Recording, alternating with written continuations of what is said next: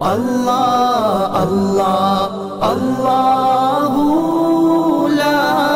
الہ الا ہو، اللہ اللہ اللہ لا الہ الا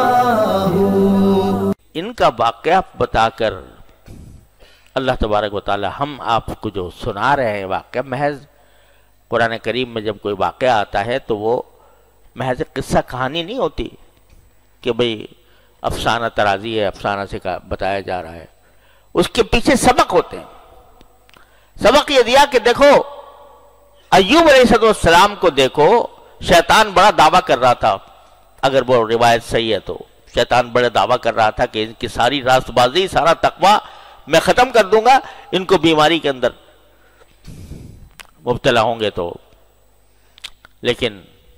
وہ صبر و استقامت کا پہاڑ، ان کو آنے والے کہہ رہے ہیں کہ تجھ سے اللہ ناراض ہے، مگر وہ ڈٹا ہوا ہے کہ نہیں، میں ناراض نہیں ہے، جب اس کا حکم ہوگا خود بخود ٹھیک ہو جائے گا، اور مجھے اس وقت تک صبر کرنا ہے۔ صبر کا یہ اعلیٰ ترین مقام حضرت ایوب علیہ السلام کو مثال دی جاتی ہے آج دنیا میں، صبر ایوب علیہ السلام کا صبر۔ تو سکھایا جا رہا ہے کہ مصیبتیں دنیا میں سب کو پیش آتی ہیں، کوئی انسان ایسا نہیں ہے کہ جس کو کبھی زندگی میں کوئی مصیبت پیش نہ آئی ہو۔ کوئی ہے ایسا؟ کوئی بڑے سے بڑا بادشاہ، بڑے سے بڑا صاحب اقتدار، بڑے سے بڑا دولت مند، بڑے سے بڑا سرمایہ دار، کوئی کہہ سکتا ہے کہ مجھے کبھی دکھ نہیں پیش آیا؟ دکھ پیش آتے ہیں اس دنیا کے اندر، سبھی کو آتے ہیں، لیکن اس دکھ کے موقع پر ایک طریقہ وہ ہے کہ آدمی جزا فضا کرے، شکایت کرے، اللہ تعالیٰ سے یہ شکایت کرے کہ یا اللہ میاں تو نے مجھے مصیبت میں ڈال دیا، الیاذ باللہ، اس سے گلہ کرے۔ اور ایک طریقہ وہ ہے جو ایوب علیہ السلام نے اختیار کیا کہ یا اللہ گلہ کوئی نہیں، جو کچھ آپ کی مشیت ہے برحق ہے، میں اس کے آگے سر جھکاتا ہوں اور کوئی گلہ شکوہ نہیں کرتا۔ تو اللہ تبارک و تعالیٰ پھر اس کو کس طرح دور فرماتے ہیں، اس کا صبر کے ذریعے انسان کے درجات اتنی تیزی سے ترقی کرتے ہیں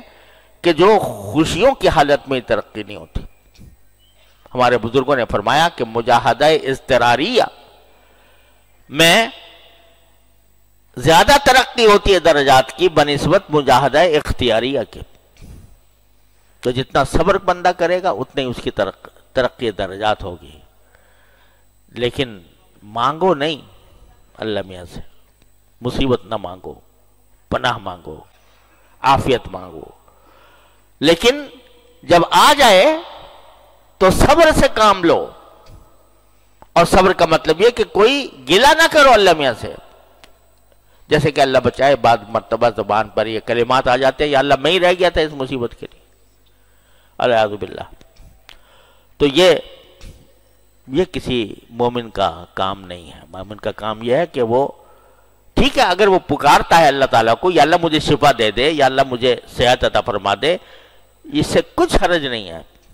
جو مانگے گا اتنا ہی مقامات انشاءاللہ بڑھیں گے، لیکن شکوہ نہیں۔ دوسری بات یہ کہ 3 آدمی آ کر مسلسل مناظرہ کر رہے ہیں کہ یہ تمہارے اوپر سزا ہے اور اللہ میاں ناراض ہے۔ 3 آدمی اس تکلیف کی حالت میں یہ ڈٹے ہوئے ہیں کہ نہیں، میرا مولا مجھ سے ناراض نہیں ہے، میرا اللہ مجھ سے ناراض نہیں ہے۔ یہ بھی اس کے کرم ہی کا ایک عنوان ہے، یہ بھی ایک نعمت ہے، تکلیف بھی ایک نعمت ہے، لیکن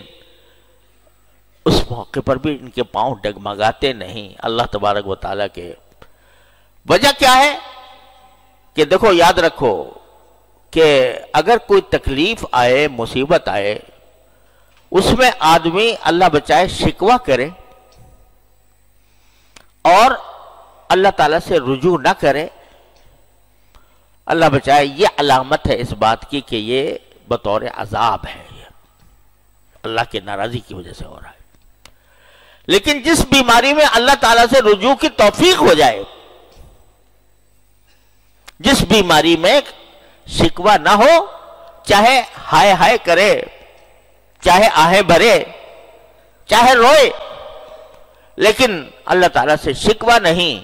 اور شکوہ نہیں تو پھر اسی حالت میں اللہ تعالیٰ سے رجوع کرتا ہے، یا اللہ آپ ہی کرنے والے ہیں، آپ دور فرما دیجئے۔ تو یہ علامت اس بات کی ہے کہ یہ بیماری گناہ کا عذاب نہیں ہے، بلکہ یہ بیماری بندے کو درجات میں ترقی کرنے کے لیے لائی گئی ہے۔ جس مصیبت کے اندر بھی اللہ تبارک و تعالیٰ کی طرف سے توفیق ہو جائے رجوع اللہ کی، تو وہ علامت اس بات کی ہے کہ یہ انسان کے درجات کی بلندی اور گناہوں کے مغفرت کے لیے اللہ تعالیٰ نے بھیجی ہے۔ تو چونکہ حضرت ایوب علیہ السلام کو اللہ تعالیٰ نے یہ مقام بخشا تھا کہ اسی حالت میں اللہ تعالیٰ کے ساتھ تعلق اسی طرح قائم تھا اور اللہ تعالیٰ کی طرف رجوع ہو رہے تھے، اس واسطے ان کو بھروسہ تھا کہ یہ ناراضی کی وجہ سے نہیں ہے۔ اگر ایسا ہوتا، ناراضی کی وجہ سے ہوتا، تو مجھے توفیق کیسے ہوتی، اللہ تعالیٰ سے رجوع کرنے کی توفیق کیسے ہوتی؟ اس لیے ان کو یقین تھا، تو وہ اس سارے بسابس کا مقابلہ کرتے رہے اس حالت میں۔ یہ ساری کہانی جو حضرات نبی کریم صلی اللہ علیہ وسلم پر نازل کی گئی اور حضرت ایوب علیہ السلام کا تذکرہ فرمایا گیا، یہ در حقیقت ہمارے لیے جو سبق ہے وہ یہ کہ جو تکلیف بھی دنیا میں پیش آئے، جو مصیبت بظاہر کھڑی ہو جائے، دنیا تو مصائب اور آلام کا گھر ہے، یہاں آپ بچ نہیں سکتے، کبھی نہ کبھی پھنسو گے مصیبت میں، آلام میں، لیکن وہ طریقہ اختیار کرو جو ایوب علیہ السلام نے اختیار کیا تھا۔ مانگو نہیں، اللہ تعالیٰ سے مانگو نہیں،